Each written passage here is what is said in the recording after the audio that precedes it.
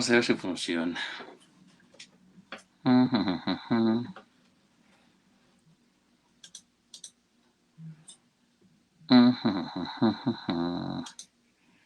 Pero ahí supuestamente está en vivo, pero no es más que no hace. ¡Ay, men! Sí estamos en vivo, weón. ¿Ya te apareció? Espérate, yo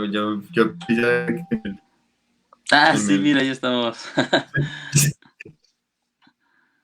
Ay, qué terrible. ¿Qué problemas con esto? pero más nada, ahí estamos en vivo. Pero bueno, pero bueno, ya estamos. Pero bueno, a ver, listo. Eh, bueno, a ver, hola, pues, yo me cuadro un poquito, hermano, que es que esta cámara como que agarra diferente para este lado, este. Hola, buenas noches, ¿cómo están pues? Un gusto saludarlos en esto, ya muy por allá por la noche. Tuvimos unas pequeñas dificultades con el Zoom y bueno, hicimos un poco de marañas y vericuetos pues ahí como para poder transmitir por el Facebook del instituto. Ale Chavarría que se le ocurrió esa idea por Stringer, que no lo conocía, la primera vez que lo mencioné, pero bueno, estamos aquí como cada 8 días, realmente hemos tenido pues como un par de dificultades con el Zoom, entonces la semana pasada no pudimos tampoco hacerlo por lo mismo, pero bueno, aquí ya estamos. Nuevamente un gusto estarlos saludando pues de parte del Instituto Eleusis, donde ya venimos, ya como ya lo he mencionado muchas veces, ya más de unos 5 meses donde venimos reflexionando este texto de James Hillman, Reimaginar la psicología, escrito en el año de 1975. Y bueno, donde ya hemos pasado por diversas ideas, conceptos o imágenes, por decirlo también de otra forma, donde estuvimos hablando de la personificación, donde la psique entonces tiene una capacidad autónoma de crear sus propios personajes, sus propias formas de ver de manera autónoma, donde el ego no tiene ninguna incidencia. Estuvimos hablando también de la patologización, donde Hillman nos habla un poco de que la psique en sí misma crea la enfermedad, es morbidez, es fragmentación, es distorsión también, como lo queramos llamar. Entonces, mientras que en la psicología junguiana se habla de que el alma pretende entonces la integridad o la completud, en Hillman nos habla un poco más de la fragmentación y de estas cuestiones mórbidas que tiene el alma. Y venimos ya, este es uno de los capítulos que más nos ha demorado, el capítulo de transparentar o psicologizar, donde, bueno, donde Hillman entonces toma este concepto de ideas como unas formas a través de las cuales nosotros vemos, nosotros, pues, o sea, que pensamos que solamente vemos así por los ojos, no, realmente vemos es a través de ideas, como la idea, como esa cual tenemos esa forma en la cual el alma se relaciona con el mundo, consigo misma, de cómo lo entiende, cómo ve, etcétera, etcétera. En en la sección pasada, entonces estuvimos hablando un poco acerca de este proceso de psicologizar, de las formas en las cuales Gilman propone este trabajo para poder transparentar un poco esas ideas que están ahí, que convergen en relación al alma. Y bueno, eh, vamos a hablar entonces un poco, no, pero no le hago la bienvenida a Alejo. Alejo, buenas noches, ¿cómo estás? Si no me quedo yo aquí hablando. ¿Qué tal, John? No te preocupes, aquí andamos probando con este nuevo servicio. Pues sí, tuvimos muchos problemas con el Facebook, no nos permite hacer el live desde la semana pasada, pero ahorita esperemos que con este servicio de StreamYard podamos subsanar esa situación y por lo tanto no les prometemos estabilidad porque no sabemos cómo va a funcionar esto en corto plazo. Pero Sí, bueno, sí, pero ¿sabes qué? Si nos vemos más bonitos que por el sur. sí, sí, ¿verdad? Sí.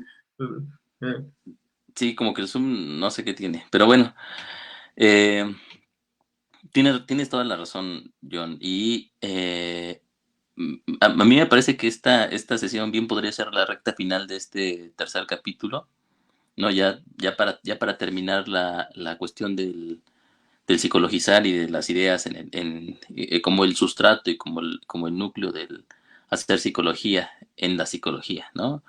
La particularidad de James Hillman, de la psicología de James Hillman, es precisamente que al abocarse en en la, eh, ¿cómo lo podríamos llamar?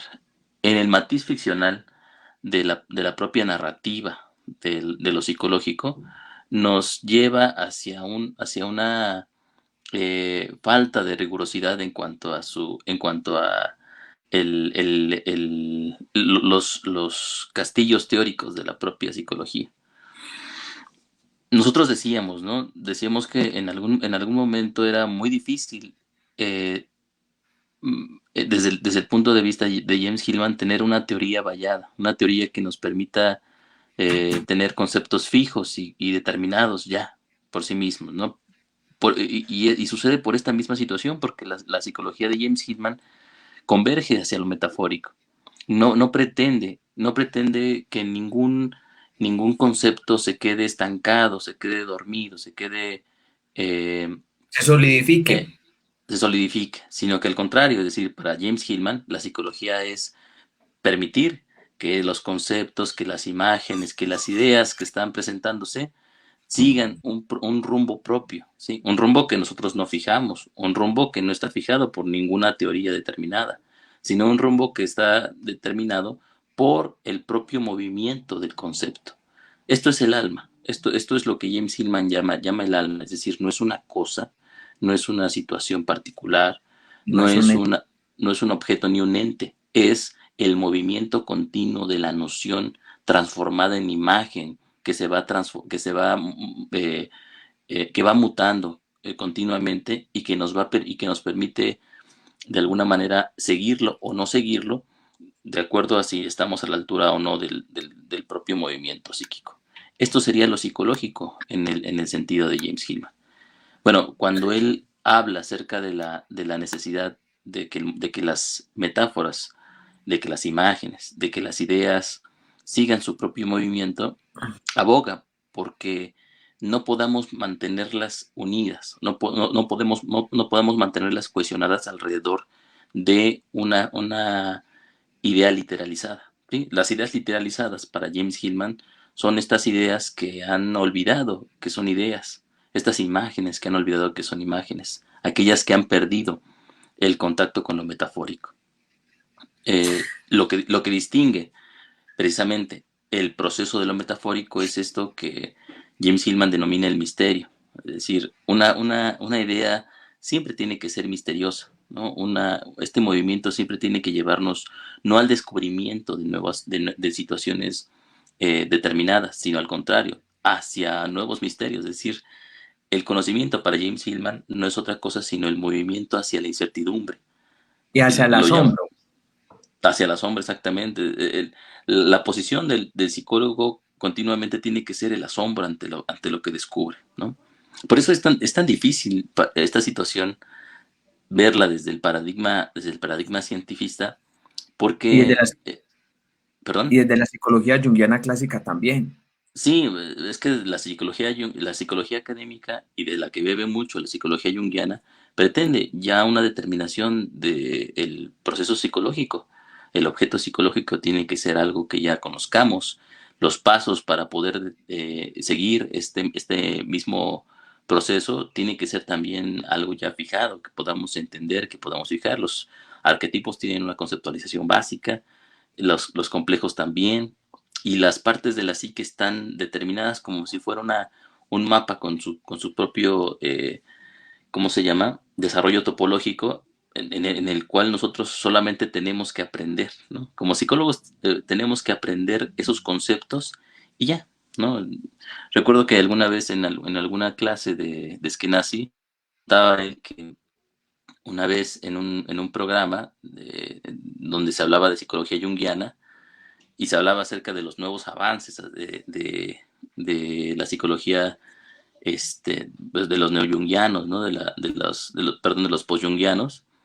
Una psicóloga junguiana decía, pero ¿para qué hablamos tanto, ¿no? Para qué investigar tanto? Para qué indagar y hacer tantas teorizaciones si Jung ya lo dijo todo? Ajá. Bueno, eso precisamente nos muestra perdón, un elemento dogmático dentro del propio junguianismo. Cuando nosotros decimos que Jung ya lo dijo todo, o cuando creemos que lo que hay que hacer es seguir las ideas de Jung al pie de la letra, tal como fueron escritas por él, ¿sí? O tal como, ya ni escritas por él, sino más bien tal como sus seguidores las fueron configurando como si fuera un lexicón, ¿no? Ahí nos recuerda el lexicón junguiano, ¿no? Jungiano de Ardija. Exactamente, ¿no? O sea, cuando ya tenemos un lexicón, entonces ya tenemos conceptos fijos. Ajá, ya tenemos una Biblia hacia la cual nosotros acudir y no tenemos que pensar más los conceptos. No tenemos que decir, perdón, no tenemos que seguirlos a ningún lado. Lo único que tenemos que hacer es saberlos, ¿sí? Y aplicarlos a mansalva, es decir, aplicarlos en cualquier lugar en el que nosotros estemos, como si fuera una receta, ajá, una receta acerca de cómo hacer un pastel, ¿no? O sea, no hay libertad en ello, o sea, tiene estos ingredientes y nada más. Pero, ¿sí? La propuesta de James Hillman es precisamente volver otra vez a los conceptos y permitir que eso que había quedado fijado en las cabezas de algunos, ¿sí? En las teorías de algunos, siga su propio movimiento. Ujú. Entonces, ya no podemos tomarnos tan en serio, ¿sí? Los conceptos junguianos sin antes preguntarnos qué está pasando con ellos, hacia dónde nos llevan y cuál es su, digamos, matiz metafórico dentro de los mismos. Por lo tanto, ya no estamos hablando de arquetipos, ya no estamos hablando de inconsciente, ya no estamos hablando de la sombra o de los complejos. Estamos hablando de todos esos conceptos como metáforas propias del alma, ¿sí? Formas en las que el alma se expresa y dice y habla todo el tiempo acerca de sí misma.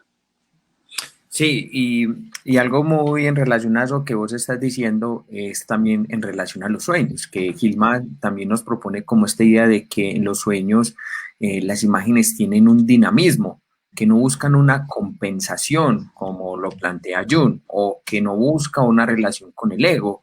En el sueño, la imagen tiene un movimiento que hay que seguirla a ella misma más de lo que el junguiano si la va a interpretar entonces si aparece entonces una serpiente entonces se puede relacionar con el complejo materno, si aparece entonces por ahí un padre entonces hay que relacionarlo entonces con el complejo paterno, con el ánimo, si aparece un viejo entonces hay que relacionarlo entonces con el viejo sabio, entonces mire que desde del movimiento, ya el psicólogo junguiano va a interpretar los sueños con cierto esquema, o con cierto simbolismo que él ya tiene aprendido de a priori. Entonces, ¿qué pasa? Si fuéramos a adentrarnos realmente a lo que está pasando en la imagen, es seguir, lo que nos propone Hillman es seguir el curso de la imagen, hacia dónde nos lleva, cómo se mueve. Entonces, el más que ese salto al simbolismo que puede tener la serpiente, como lo plantea el jungianismo, habla que él habla más de imágenes, es decir, de cómo ellas siguen un propio movimiento, más de lo que el intérprete junguiano intente compensar en relación al ego, al sí mismo, al ánima, al ánimos, a la sombra, lo que está apareciendo ahí. Hillman plantea de que eso puede ser más como que poner como hipostar, como falsificar algo que tiene ya en sí misma su propia idea, su propio movimiento. Entonces, cuando caemos entonces en estas ideas fijas de que ya la serpiente representa algo o es algo, estamos negando el movimiento propio que está haciendo el alma para sí misma, lo que está haciendo el alma en función consigo misma, en esa imagen. Por eso López Pedraza propone esta idea tan locuaz que muy pocos se la siguen, muy pocos, y hablamos de sus uh, discípulos más predilectos, de adherirse a la imagen, que la imagen tiene todo para desplegarse, o como nos lo mencionaba también Jung en su momento, no le metas nada al sueño desde afuera porque el sueño tiene todo dentro de sí mismo. Entonces, si fuéramos a adherirnos un poco a estas dos premisas que plantean estos dos grandes pensadores, uno, tanto Jung como López Pedraza, la psicología arquetipal, nos está dando entonces esta idea de que hay un movimiento que no se puede que no se puede literalizar, no se puede solidificar, no se puede encerrar, sino que es verlo, contemplarlo, si lo fuéramos a hablar en términos alquimistas, dentro del tubo, cómo eso mismo se va transformando y sigue su propio destilamiento. Prende el micrófono. Ah, ya. Te digo que está genial esta aplicación, aparecen aquí los comentarios. Sí. Ya ves que Ah, en Zoom no aparecían. sí, no jodas, ve, después me mostras. Ya, definitivamente nos cambiamos. Bueno, sí, mira, y sí, precisamente, es parte de lo que nos atrapa de Hillman. Pues Hillman va un paso más allá en cuanto a la dignidad de los propios fenómenos psicológicos, ya no subsumiéndolos al ámbito del humano y meramente humano, es decir, la persona ya no es el centro a través del cual la psique gira, ¿no? Sino al contrario, nosotros también como personas somos ficciones. Ya lo había dicho en el segundo capítulo, incluso nuestro cuerpo no es otra cosa sino una ciudadela de imágenes. Lo que nosotros somos. Exactamente, lo que nosotros somos, lo que nuestros sueños son, lo que los fenómenos psicológicos, digamos, significan, son precisamente metáforas. Ajá, metáforas que no es otra cosa sino el lenguaje de la propia psique hablando continuamente. La psique habla continuamente. El logos de la psique es constante y por lo tanto es algo que nos determina y que va guiando nuestro propio proceder. Pero nosotros no somos los dueños de ese logos. El logos es dueño de sí mismo. Y nosotros, si acaso somos un contexto, un añadido, el camino aledaño a través del cual ese propio logos discurre y se va conformando a sí mismo. Pero no somos importantes, ¿sí? O somos importantes en cuanto a herramienta, en cuanto a la herramienta que significamos. Cuando nosotros, obviamente, como egos, como visión egoica, pretendemos, digamos, que estos procesos nos pertenecen, entonces vamos creando ficciones acerca de la realidad psíquica. Por ejemplo, la psicología es un conjunto de ficciones acerca de cómo los procesos psicológicos nos pertenecen y funcionan alrededor de nuestras necesidades. Pero y bueno, y además, por ejemplo, o sea, de ahí vamos particularizando hacia objetos como, volvemos a ficciones como el cerebro, ¿sí? Los centros de la propia mentalidad. Entonces, en la psicología vamos construyendo estas situaciones a través eh, del anquilosamiento de las propias ideas, ¿sí? Convertimos a los conceptos que se van desplegando, que van apareciendo en la historia del movimiento psicológico, los convertimos en ídolos. Esta situación es interesante. Para James Hillman, un ídolo es una imagen que se ha quedado fija, una imagen que ha perdido el movimiento de sí misma. Y lo que hacemos nosotros como personas, lo que hacemos nosotros como psicólogos, es precisamente convertir a los conceptos en ídolos a través de los cuales no tengamos o podamos evadir la incertidumbre del pensamiento, la incertidumbre del conocimiento. El conocimiento no tendría que llevarnos a certezas, es decir, no tendría que llevarnos a descubrimientos y ya, sino que el conocimiento nos lleva siempre a nuevos misterios. Un, un, un pensamiento, ¿sí? Perdón, sí, un pensador que sigue un pensamiento no llega realmente a un campo, ¿cómo se llama? Claro y lleno de certidumbres en el futuro, sino al contrario, abre la puerta para un conjunto de misterios que se nos aparecen como nuevos caminos que seguir. El conocimiento, desde el punto de vista de James Hillman, por lo tanto, es un vagabundear, es el camino que hace el caballero errante, El que caballero no, errante. que no sabe a dónde va, ¿no? Ni sabe de dónde viene, y su futuro es incierto, y sin embargo, sigue caminando en esta situación. Desde ahí, el literalismo, ¿sí? El trabajo de la construcción de los ídolos, ujú, también tiene que ser metaforizado. Es decir, no quiere decir que la literalidad o los ídolos ya sean elementos prefijados que no se pueden transformar. En sí mismos también son metáforas. Y bueno, desde ahí, ¿sí? Ellos mismos como ficciones nos van hablando acerca de matices, elementos de la propia visión anímica, ¿sí? Del alma como este movimiento, y formas perdón, de las cuales podemos nosotros beber para seguir caminando ese camino. Desde ahí, John, yo creo que ya queda un poco más claro por qué para Hillman, ¿sí? Y más tarde para Gehrig, la psicología no puede ser una ciencia, porque la ciencia es aquella disciplina, ¿sí? Aquel tipo de pensamiento que busca, ¿sí? Certezas, que busca Eso. un elemento fijo para poder controlar el objeto ante el cual se encuentra. Eso está muy bien, ¿no? Como ya lo hemos dicho, es tan loable y es tan importante que nos ha traído hasta aquí.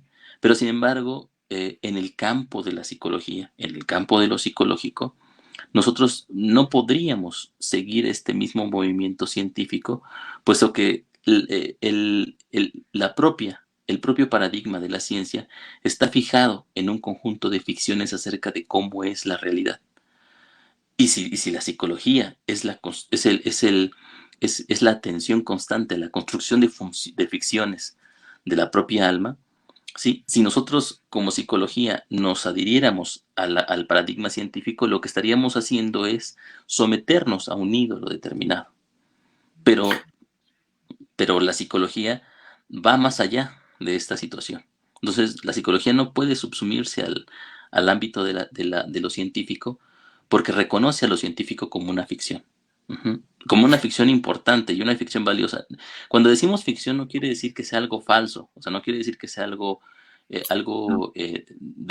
no es una denostación del propio concepto, no, sino que es una de eso. las tantas miradas a través de las cuales el alma se ve a sí misma en su continuo proceso de estarse transformando. Sí, Entonces, cuando hablamos de ficción hablamos de una narrativa y un proceso que se está ahí narrando, que se está dando, que es a través del cual el alma también lo está haciendo.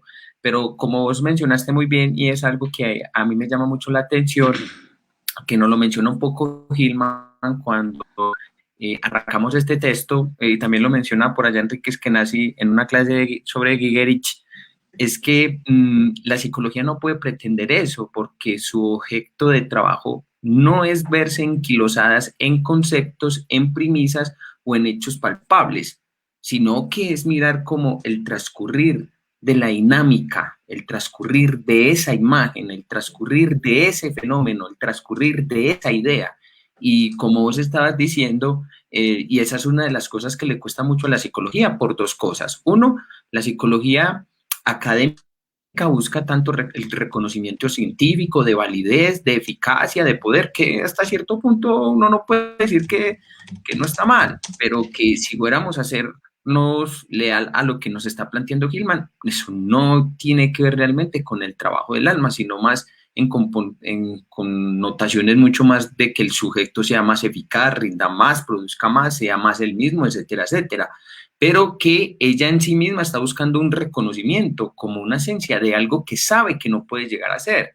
Y ahí es donde realmente siempre va a surgir como entonces estos debates. Entonces lo que busca esta psicología en el plano que busca ser una disciplina científica o ser una ciencia, como muchos lo dicen, porque no, muchos psicólogos no se toman el trabajo de pensar, de reflexionar, de cuestionar, de mirar cuál es la narrativa que sostiene a la idea científica, que sostiene a la narrativa científica. Eso es muy importante también, porque entonces eso da que una perspectiva de poder ver desde otro lugar, entender desde otro lugar y posibilitar lo que realmente, transparentar lo que realmente la ficción que sostiene a la ciencia. Pero entonces, si la psicología, como nos lo plantea Hillman, que es el trabajo sobre el alma en sí misma, más que sobre el humano, porque Hillman nos plantea que ante la psicología del humano queda de relegado, hay que deshumanizar la psicología y centrarla en su propio trabajo, en su propio logos.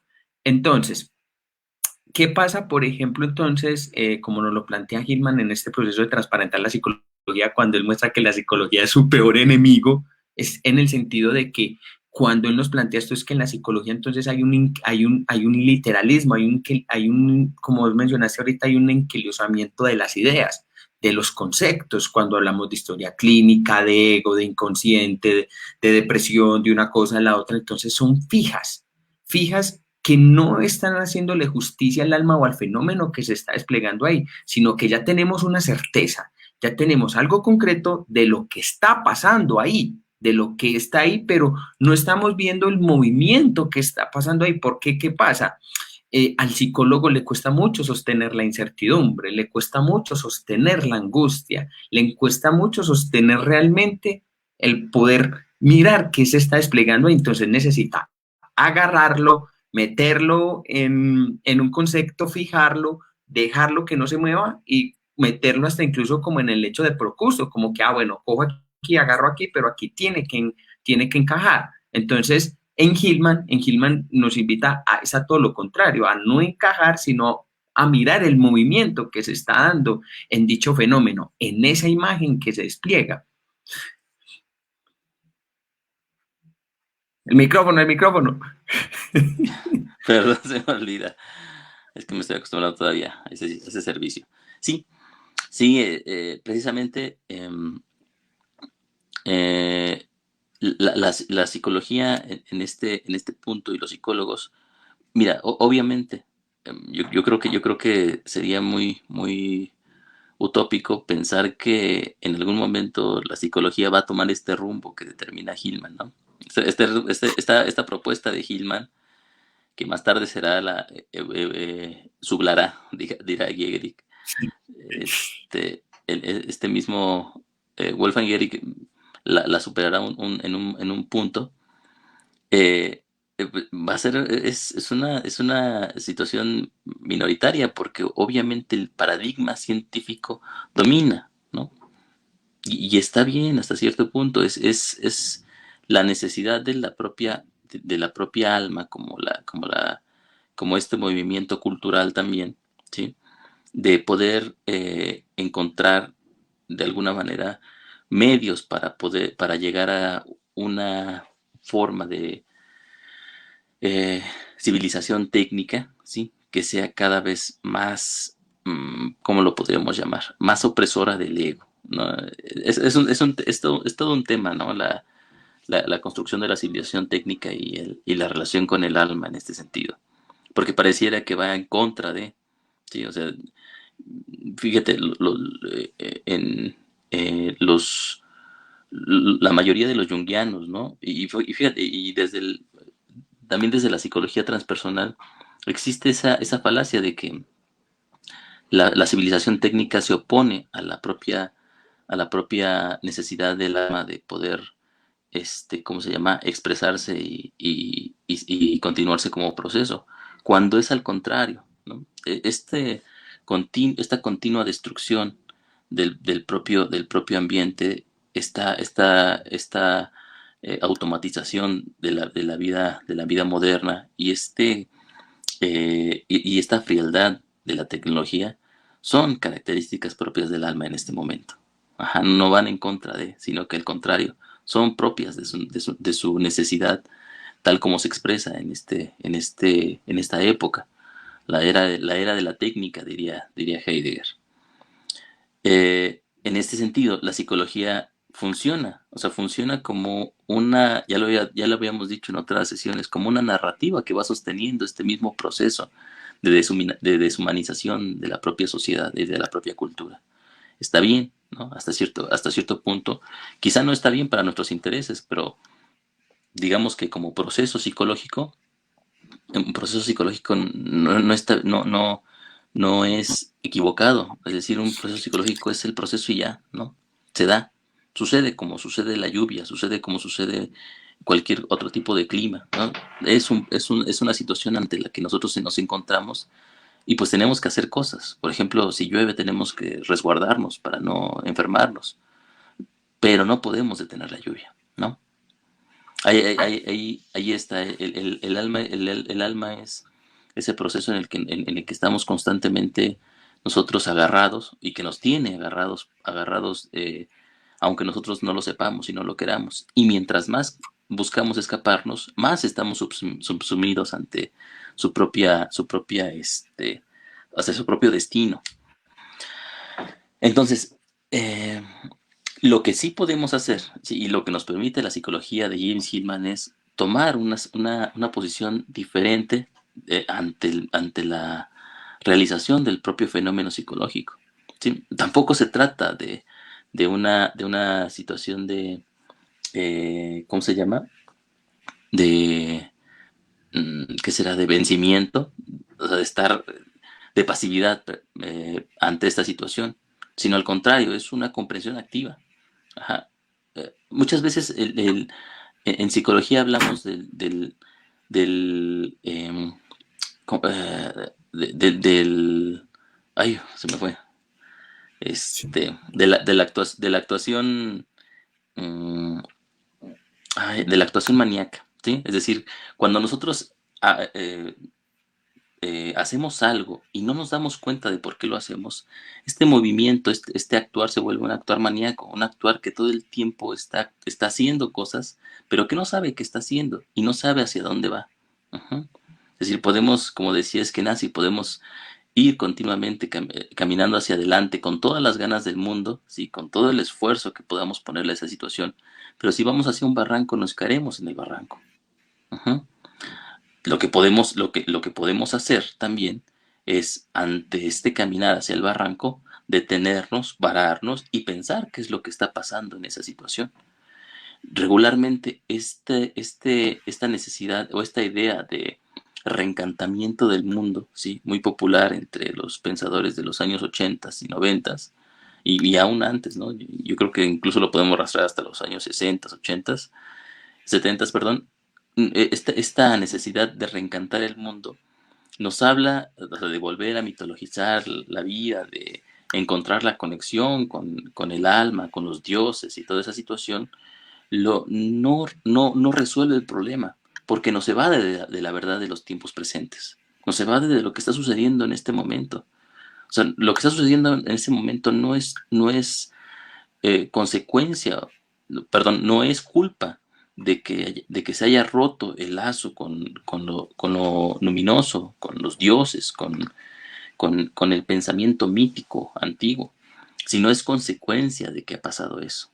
Estamos en el mundo sin dioses, estamos en el mundo en donde la propia luminosidad ya no se encuentra en la relación que teníamos antes con lo mitológico, sino que ha mutado a formas inéditas en otras épocas, más complejas, diferentes por sí mismas.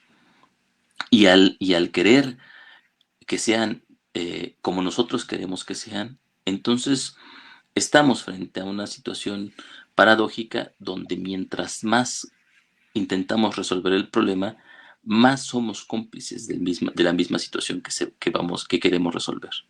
Es lo que Sí, encontramos en la consulta con el paciente, ¿no?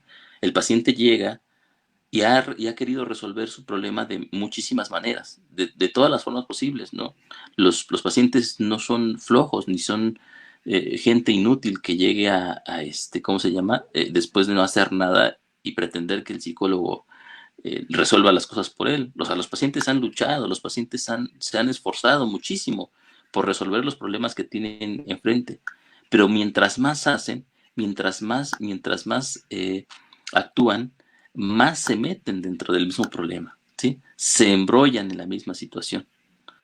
Y lo que hace el psicólogo, ajá, o lo que hace un psicoterapeuta, si sigue precisamente las enseñanzas de Jung, es meterlo más en el problema, ¿no? O sea, no lo saca, sino lo mete más profundo todavía, porque sabe que la entrada no está fuera de, o sea, perdón, la solución, si hay una solución, no es sacar al paciente del problema en el que se encuentra, sino al contrario, meterlo más profundamente porque la salida está dentro de. Ujú. La salida del propio problema es la consecución del problema mismo, ¿sí? La enfermedad para Jung es una morbus acer, es una enfermedad sagrada que se debe de seguir, que tiene su propio telos dentro de sí mismo. Y por lo tanto, intentar nosotros imponer nuestra conceptualización de ese telos ya implica haber abandonado a la enfermedad, haber abandonado el fenómeno psicológico. Sí, ahí hablando un poco es entrar a curar por la herida, más que, es decir, que dentro de ese mismo proceso que se está dando, hay algo en sí mismo que se contiene, que tiene una lógica, que tiene una imagen. Eso es muy importante. En relación a eso que vos estás mencionando ahorita de Alejo sobre Gigerich, ante precisamente ese fenómeno que tenemos enfrente y que ya sabemos que estamos ahí, buscamos es crear falsas verdades. Es decir, si somos seres tecnológicos, ¿por qué entonces acudimos creyendo en mitos, en el cristianismo o en otros relatos que ya no nos sostienen? Porque la narrativa en la que estamos es muy diferente a las anteriores. Pero entonces, en ese sentido, el mismo psicólogo, el mismo psicoterapeuta en su consulta no está tanto atento, no está tan atento a la narrativa con la que viene el consultante, a la narrativa que narra el consultante, sino en cómo puede él imponer su narrativa, su imagen de cómo se tiene que curar, de cómo tiene que ser mejor, de lo que está pasando ahí, más allá que atender la narrativa o la imagen con la que llega el consultante. Entonces, Hillman menciona un poco de eso, que el mismo fracaso del proceso terapéutico es muchas veces cuando se aproxima el terapeuta con connotaciones ya a priori, con preconceptos o ideas en relación a lo que es la imagen o el quehacer terapéutico y literalizar el proceso terapéutico, más que o dar cuenta de sostener una incertidumbre frente a una narrativa que narra el sujeto ante un sufrimiento que, como vos estás mencionando, Alejo, que él ni siquiera ha escogido, porque es una personificación que se le impone, es algo que el ego ya no puede lidiar con eso, que él no tiene poder sobre eso, sino que eso es autónomo y que ya tiene su propia estructura psicológica, tiene su propio telos, tiene su propia imagen.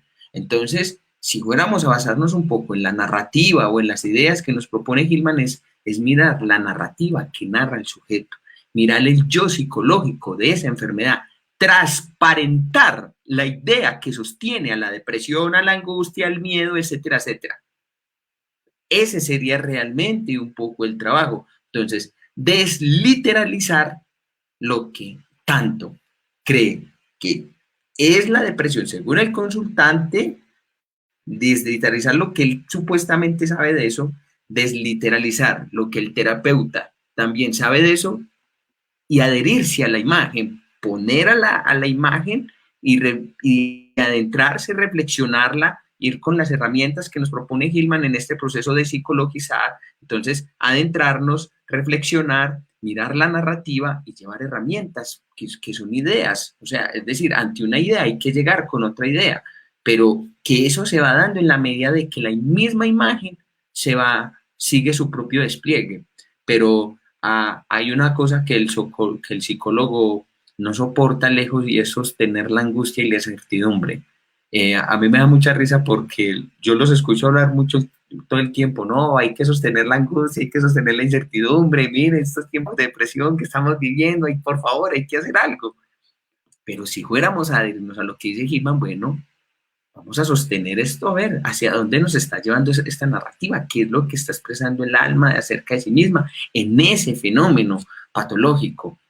Y entonces, lo que hace entonces el psicólogo frente a estas narrativas o ante estas ficciones es literalizar, es tener sus conceptos, solidificar, buscar evidencia, buscar algo que le posibilite cómo poder ensayarlo, transformarlo, hacer lo que sea más que o entrar realmente en la imagen, en eso que se está imaginando ahí, como nos diría Hillman, sino que se va a pretender entonces que el terapeuta vaya entonces, se cercene lo que el alma está haciendo ahí sobre ella misma. Entonces, se cercena, se niega, se hipostasía, se mete en el lecho de Procusto, entonces entonces estamos, y supuestamente el trabajo del psicólogo, como lo plantea Hillman, es hacer psicología.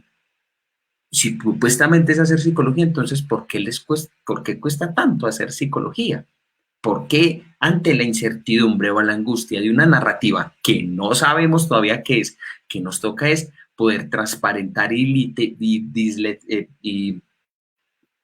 si es pues como me pegó la puta palabra, y toda de esta desliteralizarla, ahí sí ya la volví a agarrar, desliteralizarla y metaforizarla realmente qué está pasando ahí, más allá de lo que quiera el ego mejorarse, curarse, lo que quiera la persona, sino es la narrativa que se le impone a ella. Porque, como vería, es que Nazi decía algo muy bonito, que la psicología surgió, era para mantener la supremacía del yo, mantener la supremacía del ego ante ante la misma imposición del alma, es decir, ante la narrativa del alma, ante lo que ella se imponía, porque entonces, ¿qué dice? No, no, no, usted, ¿cómo me van a destronar a mí, a este ego que todo lo puede, que todo lo hace, que es el centro de la vida, que funciona ahí, que opera ahí? Entonces, lo que se ha vuelto entonces, muchas veces la psicología es como esta connotación tecnológica operativa de mantener siempre al ego actualizado ante las imposiciones que plantea muchas veces el alma y que él no elige, que él no elige. Ya está. Sí, exacto, Sí. exacto, John. Y fíjate que, digamos, con esto que estás diciendo y con el comentario que nos hace Amanda Tick, acerca de la independencia del síntoma, del sujeto, digamos nosotros que en este sentido, nosotros, como en la psicología común y corriente, en la psicología que nosotros entendemos como la disciplina científica, el síntoma siempre tiene que ver con el sujeto, ¿no? El síntoma es una manifestación de la propia existencia del sujeto. Pero en cuanto a lo que nosotros estamos revisando, ajá, la situación es completamente distinta. Al contrario, el sujeto es una manifestación de la propia vida sintomática del alma, ¿sí? Es decir, ya no hay una dependencia, pero negativa, en cuanto a que el sujeto no determina cómo se va desarrollando el síntoma, sino al contrario, el síntoma es el propio camino que va siguiendo el propio, el sujeto en su vida. ¿Sí? El síntoma es una formación narrativa a partir de la propia sintaxis del alma, ¿sí? A la que el sujeto se encuentra adherido de alguna forma y que va desarrollando en su propia existencia tal como puede, o sea, como le sucede. Por lo tanto, el abordaje, por ejemplo, terapéutico, ya no tendría que ser librar al sujeto del síntoma, sino al contrario, permitir que el sujeto esté a la altura del síntoma. Ujú. Síntoma y símbolo, recordemos nosotros, tienen una raíz muy, muy semejante. Ajá. Entonces, por lo tanto, el síntoma en este sentido simboliza no una relación ¿cómo se llama? Perdón, no una manifestación del sujeto, sino de la vida anímica a la que el sujeto está sujeto. Sino Sí. es decir, pongámoslo así, yo me lo imagino, me lo imagino en este ejemplo, ¿no? Tenemos nosotros un juego de ajedrez. Ujú. En el juego de ajedrez nosotros tenemos muchas jugadas. Por cierto, yo no juego ajedrez, pero acabo de leer la novela de ajedrez de Stefan Zweig, muy buena por cierto. Entonces me ¿Cuál? acuerdo de esa situación. La, el, ay, ya se me fue. ¿Cómo te había dicho? La novela del ajedrez, me parece. Ah, sí, yo creo que tienen así. Entonces, imaginen que estamos ante un juego de ajedrez. El juego de ajedrez tiene ciertos movimientos, ciertas reglas que nosotros tenemos que seguir de manera inmanente, ¿no? O sea, no podemos hacer a que el peón, digamos, haga un zigzagueo, ¿no? O sea, tenemos que seguir, el peón solamente se puede mover determinados número de cuadros, ¿sí? Y ya, nada más, ¿no? Hay reglas que nos permiten ciertos movimientos de. Ahora, el jugador puede desarrollar una batalla con su contrincante en base a esos propios movimientos. Sus movimientos pueden ser buenos o pueden ser malos, ¿no? Es decir, sus movimientos pueden ser muy hábiles o pueden ser una cosa de, ¿cómo se llama? De lástima. Pero eso no importa, porque todo movimiento es una manifestación de las reglas del propio ajedrez. Ujú. Entonces, por lo tanto, el, un buen jugador de ajedrez, ¿sí?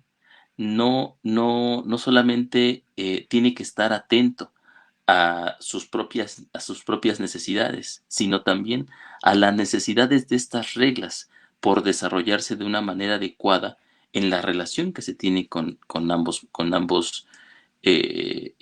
contrincantes. Al final, lo importante no es quién gane o quién pierde, lo importante es la recreación constante de las propias reglas y de los propios movimientos del ajedrez.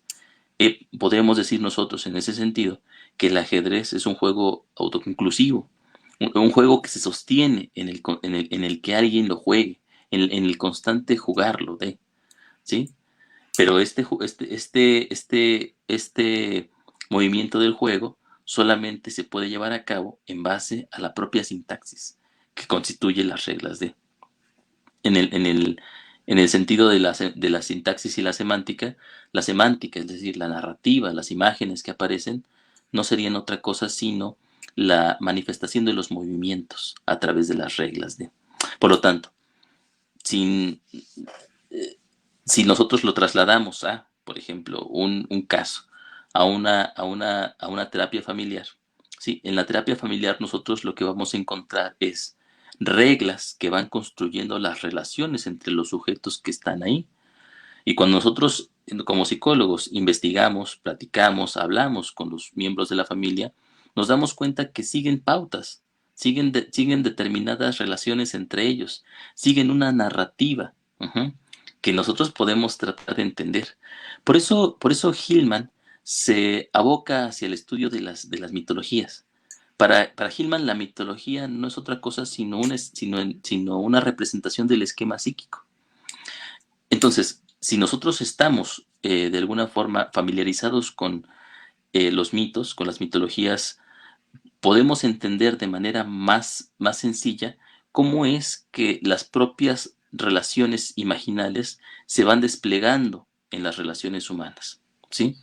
Pero al final no son las relaciones humanas las que importan, sino las relaciones imaginales. Ajá. En los mitos no, en un principio no son formas de representación de la existencia humana, sino que son las verdades de la propia cultura en determinado momento histórico a través de los cuales, modelos a través de los cuales las relaciones humanas se van construyendo. Ajá, podríamos decirlo ahí, en ese sentido, no es Dios perdón, no es el hombre el que construye a Dios, es el hombre el que está construido a imagen y semejanza de Dios, ¿sí? Pero nosotros no somos dioses, sino al contrario, somos el movimiento de esos dioses en algún punto, ¿sí? Encarnado y realizado en el mundo terrenal. Los mitos nos permiten esa situación, nos permiten saber cómo los procesos imaginales se van desplegando y tratar de estar a la altura de los mismos. En una situación, por ejemplo, de terapia familiar, nosotros veríamos ahí, nos podríamos preguntar, ¿qué mito están encarnando estas personas que tienen este problema determinado? Por lo tanto, la sintomatología ya no es algo a lo que tengamos que, algo que tengamos que resolver, algo que tengamos que evadir, sino al contrario, es nuestro psicopompo, ¿sí? El psicopompo que nos lleva a ese inframundo que está plagado de imágenes que por sí mismas no hemos, que ese mundo de imágenes ante el cual no hemos podido estar a la altura del mismo, ¿sí? Nuestro investigar es un investigar para poder, digamos, ser digno de las propias imágenes que se nos presentan como sintomatología. Sí, en relación a lo que vos estás diciendo, me parece muy importante porque realmente en relación con los mitos que competen a cada cultura es que vemos es a través de ellos, aunque uno no lo crea. Es que eso es lo más, es que eso es lo más bonito, Alejo. O sea, a mí, por ponerlo como actualmente, nosotros actualmente tenemos mitos y vemos a través de esos mitos, querramos o no. O sea, ahí hay una red imaginal que nos atraviesa y que a través de la cual vemos y entendemos el mundo. querramos o no querramos. O sea, independientemente de que usted diga, ay, no, yo no quiero esto, eso ya no es cuestión del ego. Eso no es cuestión del ego, eso es ahí, un movimiento y una red de imágenes que a usted lo atraviesa y se le imponen. Si lo fuéramos a hablar desde Gigerich, ahí hay una lógica que usted lo atraviesa y que usted no puede cambiar. Pero entonces, ¿qué pasa? Que en relación a lo que está diciendo Alejo, Hillman menciona algo muy bello cuando él dice que el alma ve a través de aflicciones. Es decir, o sea, a través de la angustia, de la depresión, de todo esto, pero cuando dice que ve a través de aflicciones es que se ve a ella misma ahí, en esa patología, se ve a ella misma ahí, en ese síntoma intrincado independiente del sujeto, que no es el ego quien domina ese síntoma, es que el síntoma es independiente del sujeto, se da en el sujeto, pero no le pertenece al sujeto. Entonces, si fuéramos a realmente hacer ese trabajo de transparentar, es poder transparentar la idea que sostiene ese síntoma. Es decir, transparentarlo o como decía Eskenazi, a mirar el Dios que hay que atender, para hablarlo un poco poéticamente, mirar el Dios que hay que atender ahí en ese síntoma. ¿A qué Dios tengo que atender? ¿Cuál es la narrativa que está ahí en ese síntoma? Y eso es lo que realmente da lugar a que podamos sostener ante un síntoma que apenas estamos siguiendo una narrativa que sostenemos. Es decir, de asombrarnos, de seguirlo, pero sin quererlo cercenar, claustrar o de limitarlo a lo que sí, yo ya sé qué es esto, entonces venga, vamos a hacer estas técnicas, vamos a hacer una cosa, la otra, y lo mejoramos y lo curamos en un momentico, en unas cuantas secciones, y pare de contar. Desde la perspectiva de Hillman, no es así. Hay que liberar el síntoma, hay que dejarlo ser, que como está mencionando Alejo, ponerlo a estar a la altura de eso que está ocurriendo ahí y que nos acaece, pero que no nos pertenece. Entonces, ahí es donde se da un proceso de deshumanizar, porque entonces, ¿qué pasa? Y esto le pasa mucho a la psicología junguiana clásica, es que se descarga todo en función del ego, el sueño en función del ego, el síntoma en función del ego, esto es para que usted mejore, esto es para que usted se cure, esto es para que usted sea tal cosa. Pero tal como nos lo presenta un poco Hillman, es que no es en función para el ego, o no es una narrativa que esté dirigida al ego, sino es una narrativa a través de la cual el alma ve. Me hiciste acordar un poco, Alejo, de este relato, lo voy a contar, es que lo toca Gigerich. Yo creo que este texto lo trajiste vos, que es en relación a las máscaras, cuando entonces el chamán entraba un poco en esta experiencia psicodélica, ni se identificaba ni con lo místico, ni se identificaba ni con el ego, estaba en función de vivir esa experiencia, de estar en esa experiencia, pero una vez que esa experiencia terminaba, él seguía su vida cotidiana, seguía trabajando, funcionando y haciendo todos sus asuntos humanos demasiado humanos. Así lo mismo pasa con el síntoma. El síntoma, en tanto hay que dejarlo que cumpla su función, que se realice a sí mismo y ya el individuo sigue con su vida. Eso es, ya que usted salga, puede salir de ese proceso tocado, movido y transformado, o como usted no puede salir tocado ahí, puede continuar su vida tal como es, porque eso es una lógica o un proceso que va un poco más allá de lo que le compete al ego. Pero entonces, ¿a qué lleva entonces todo este proceso y a lo que está mencionando lo que yo estoy diciendo acá? Es que eh, hay que seguir, es decir, desliteralizar todas estas connotaciones en procesos en lo que ya sabemos en qué es el alma, en lo que ya sabemos qué es el síntoma, en lo que ya sabemos qué es la psicología. Pero Hillman entonces también nos enfrenta en esta cuestión de que, al saber lo que es el alma y al saber lo que pretende el síntoma y todo, la psicología se acerca a su propia derrota y a su propio fracaso, porque entonces no le estamos haciendo justicia al fenómeno, no estamos pudiendo develar ese logos del alma que está caeciendo en ese síntoma o en ese sueño que nosotros ni siquiera elegimos. Así es, así es. Ok, mira, nos hacen una última pregunta. Mira, yo lo que se puede hacer, no había visto. Qué interesante, ¿verdad? Bibliografía. Aparece el comentario. ¿Lo Ay, viste? sí, sí, está bacano, está chimba, bien. Sí, Está sí, genial. Muy bien. Sobre la bibliografía, les recordamos que nosotros estamos analizando el libro Reimaginar la psicología de James Hillman. Sí, este libro lo pueden encontrar ustedes en español en Editorial Ciruela.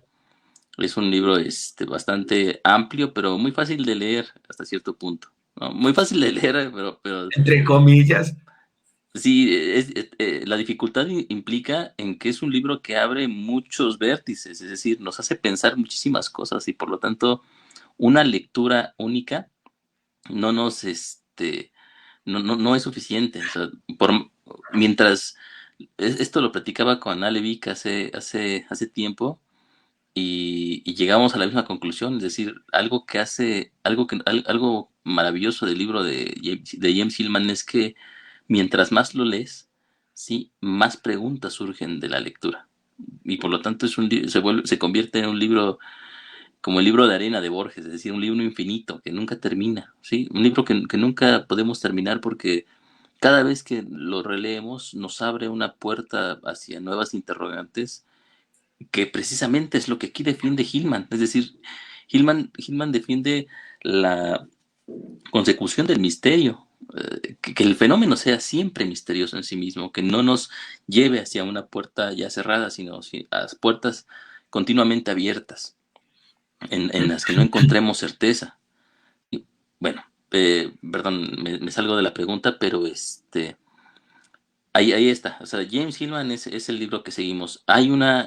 Obviamente estamos en el contexto de la psicología junguiana y dentro de la psicología junguiana en la escuela arquetipal de psicoterapia, ¿sí? Donde hay personajes tan importantes como Hillman, como Rafael López Pedraza, como Adolf Guggenbull Cray, como Patricia Berry, como Alfred Ziegler, como Robert Avens, por ejemplo, Murray Seton Stein, Marman.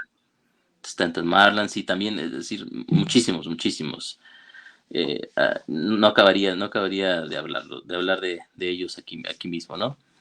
Si yo les pudiera recomendar algún libro, les recomendaría, pues, obviamente, toda la bibliografía de Hillman, específicamente este libro, el libro de Rafael López Pedraza, que está en español, Hermes y sus hijos, es yo creo que el más importante de la producción que está abierta, o sea, que se ha editado. De Adolf Guggenbull Cray tenemos en español, tenemos el alma Poder. vacía y el eros insustancial. Sí, Poder y Destructividad también, o sea, Poder y Destructividad a mí me parece el libro más importante de López Pedraza, de Guggenbull Craig, ¿eh? O sea, es vital para la psicoterapia. O sea, cualquier psicoterapeuta tendría que leer ese libro. Pero fíjate que yo no lo encuentro, ¿eh? Yo no lo encuentro en español. Yo lo leí en inglés y ahí tengo mi edición en inglés, pero en español no lo encuentro. Sí, yo lo tengo, lo conseguí, soy tan de buenas que lo conseguí en Mercado Libre, muy barato, como en $3, $4. Qué envidia yo. Pero bueno, por ejemplo, esos tres libros son importantes. Y sobre la imaginación, o sea, eh, está completa la editorial Atalanta. O sea, Atalanta, miren, acá atrás se ven unos libros en color azul, una color azul eléctrico, bastante bonito. Bueno, Sí, todos esos pero para libros, quebrar también.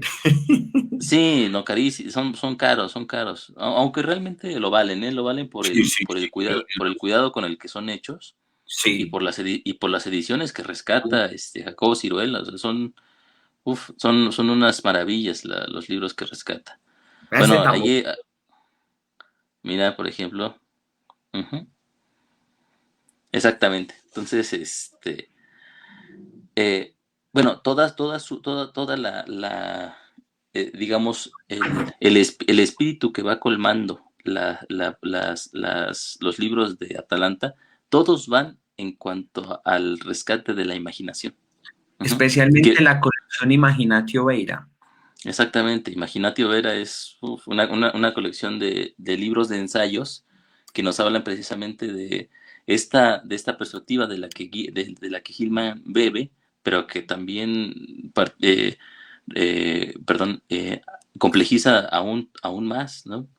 Otro psicólogo en este sentido al que podrían leer sería, ay, se me fue el nombre, Patrick Harpur. Ujú. Ah, sí, sí, sí, sí, sí. Patrick Harpur La tiene tradición oculta del alma. La tradición oculta del alma. Su libro principal es el fuego secreto de los filósofos.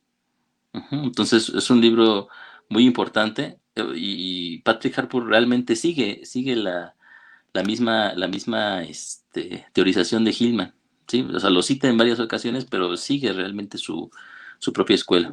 Es una ampliación del trabajo de Hillman, podríamos decirlo. Pero también muy, muy interesante. Bueno, ahí están algunas recomendaciones por las que se podría empezar. Y bueno, yo soy de México y John es de Colombia. Sí, sí. Muy bien, Preguntaba. Sí, bueno, pregunta. Mira, aquí está. sigamos pues. Ok.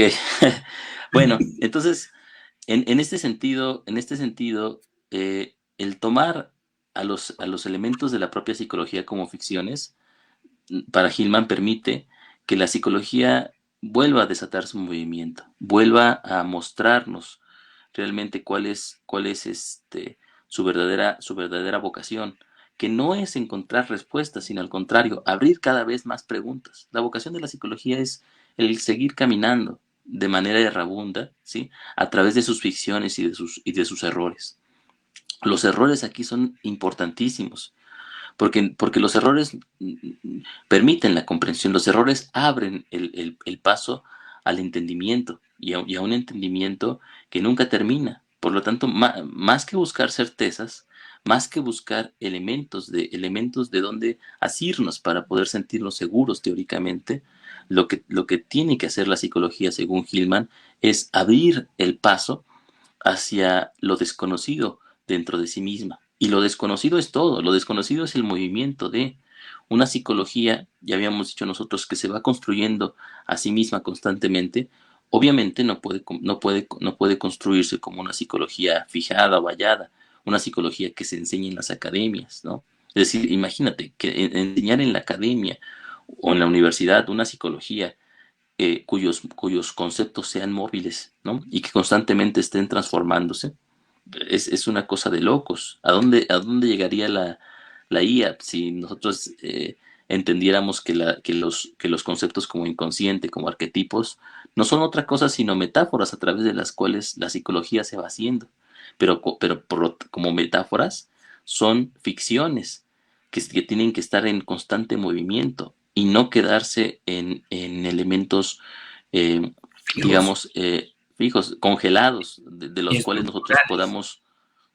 podamos estructurar o podamos hacer nuestra casa en ellos mismos. La casa de la psicología es una casa móvil, una casa que todo el tiempo se va transformando mientras se mueve, ¿no? Eso, fíjate que yo creo que causa rechazo de primera instancia, John. Primero porque suena absurdo, ¿sí? Y segundo porque da mucho miedo. Imagínate que me digan que lo que sé, ¿sí? Lo que sé no es suficiente, porque por lo que yo tengo que saber se va transformando siempre. O sea, ante cada fenómeno ante el que me encuentro, tengo que volver a rehacer mi propia teoría, ¿no? En base a la teoría que me presenta el fenómeno por sí mismo. Esto es algo que yo de repente, cuando he discutido, cuando he tratado con alguien más, suena de locos realmente. Y es cierto. Ajá. Es una locura en el sentido de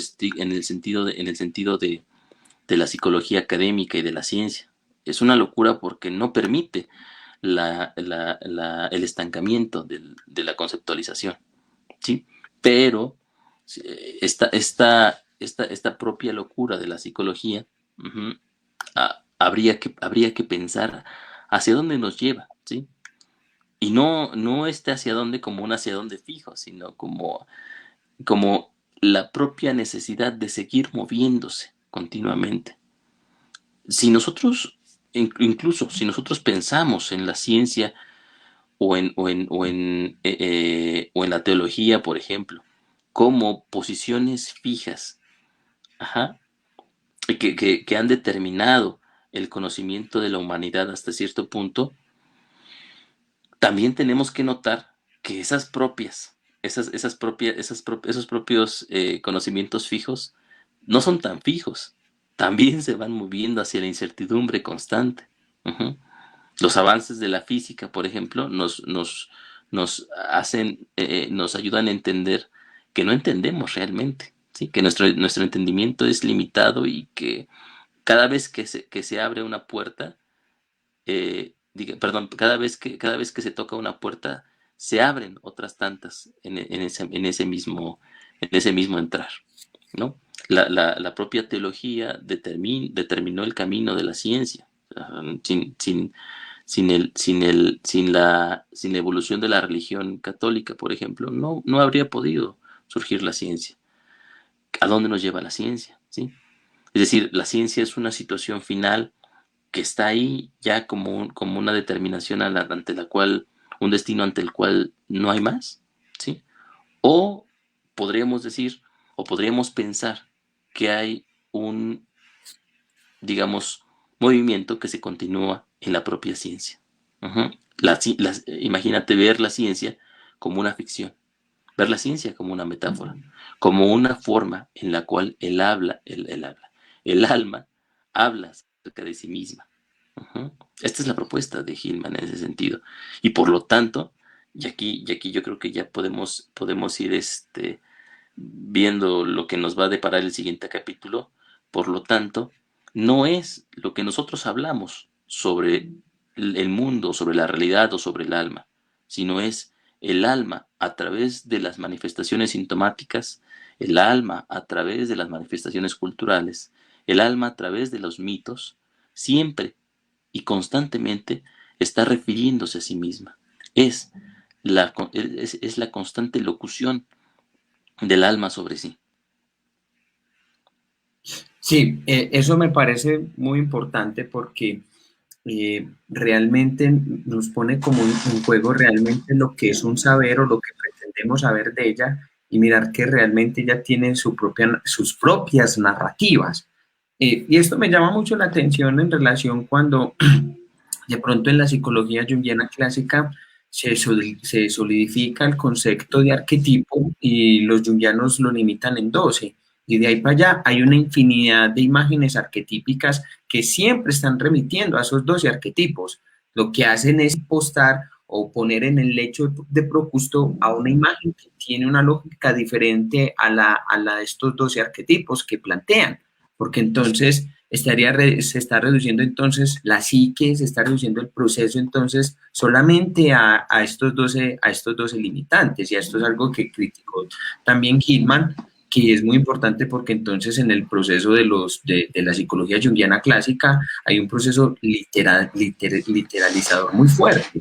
Entonces, reducen la imagen, le ponen etiqueta a la imagen, niegan a la imagen en sustituto entonces de un cuento de hadas o de un símbolo de lo que ellos pretenden que eso sea, pero en función o en servicio del ego, no en lo que la dinámica propia de esa imagen se está moviendo.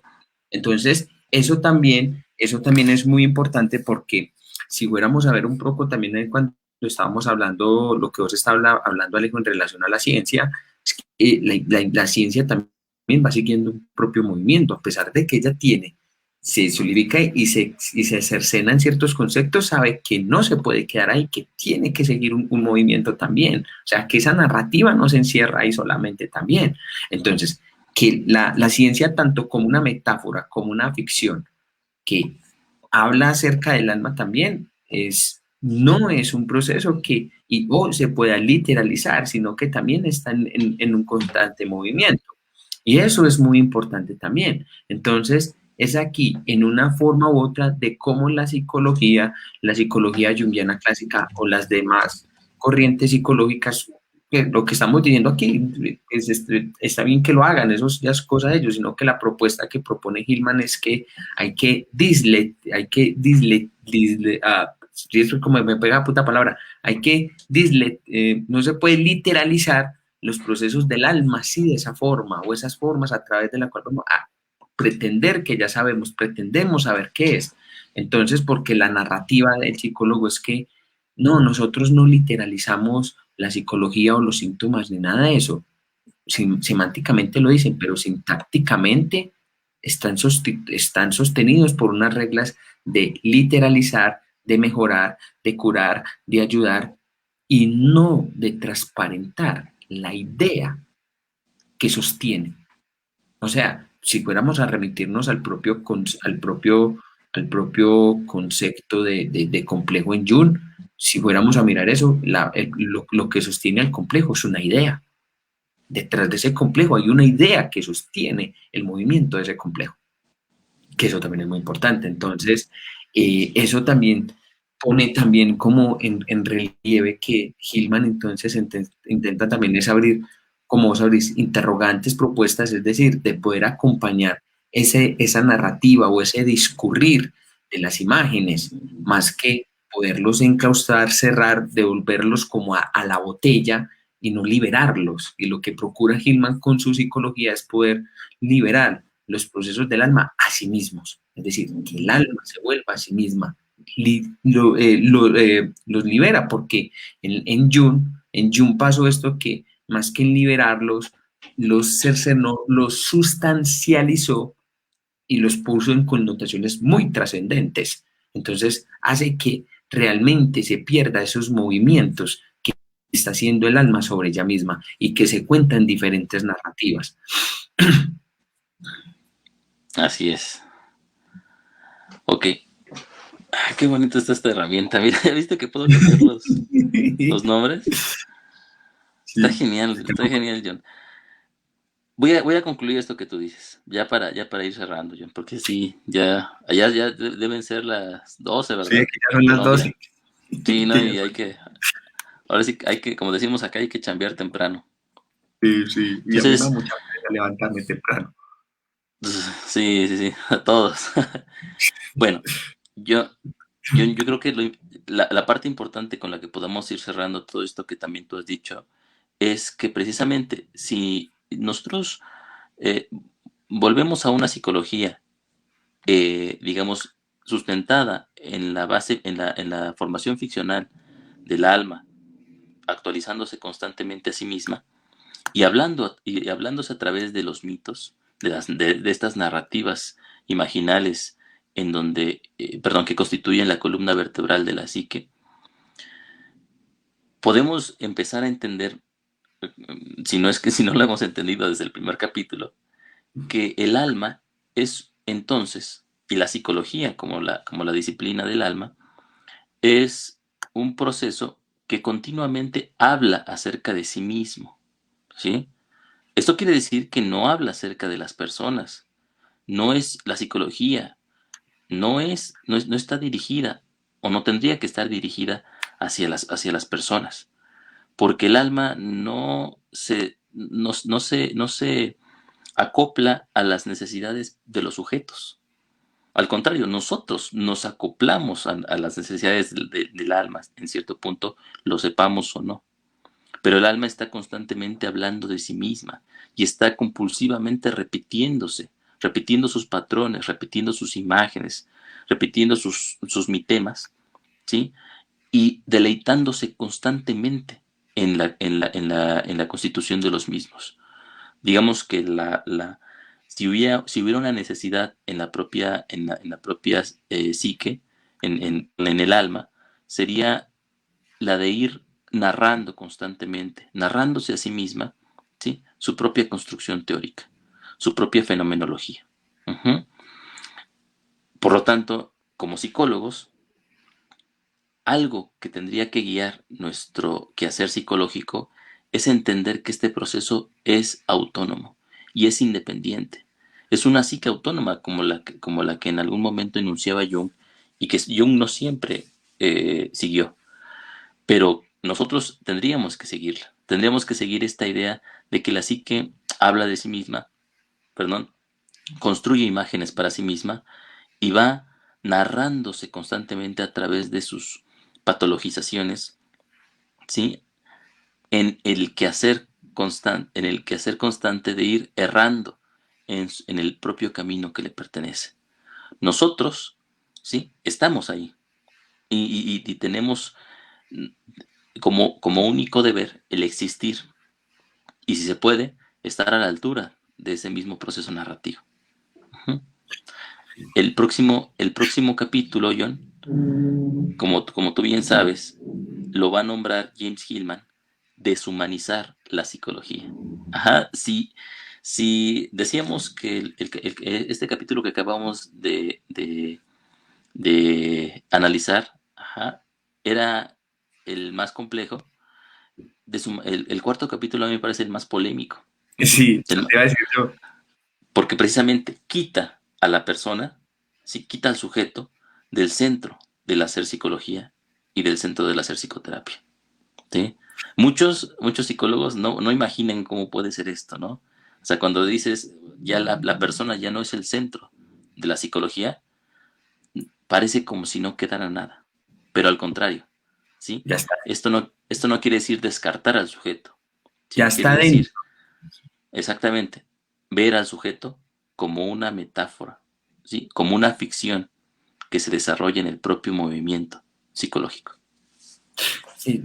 Bueno, a todas las personas que nos acompañaron en este Facebook Live, muchísimas gracias. Yo les recuerdo que por parte del Instituto Eleusis vamos a iniciar un nuevo curso que se llama Integrar la Sombra. Ahí abajo está el voucher, donde tienen toda la información, los costos. Lo vamos a hacer en 5 secciones. Vamos entonces, es un taller, es un curso que es teórico práctico también, tanto para terapeutas como para personas en general. No tienen que tener conocimientos en psicología analítica. Este curso lo vamos a iniciar. Si yo miro aquí mi calendario para que no me falle el asunto, lo vamos a iniciar dentro de un mes, el 17 de marzo. Para las personas que quieran un poco más de información o preguntarme, ahí está abajo también mi número de WhatsApp. Entonces, nosotros nos vemos dentro de 8 días, donde ya vamos entonces con este cuarto capítulo, que es el más polémico, que es deshumanizar la psicología y que realmente y, le hiere, entra como a herir el ego de los psicólogos y la misma psicología, porque me hiciste acordar cuando Gigerich mencionaba algo muy importante, que la primicia primordial es que en terapia te tienes que olvidar del paciente. ¿Qué Entonces, significará eso? No. listo. Que Cuídense tengan pues mucho, todos. Dime, no, dale. cuídense mucho, nos vemos la próxima sesión. Esperemos que sea dentro de 8 días, ¿verdad, John? Ahora sí. Sí, esperemos que sí. Hágale pues que tengan una excelente noche. Chao. Hasta luego.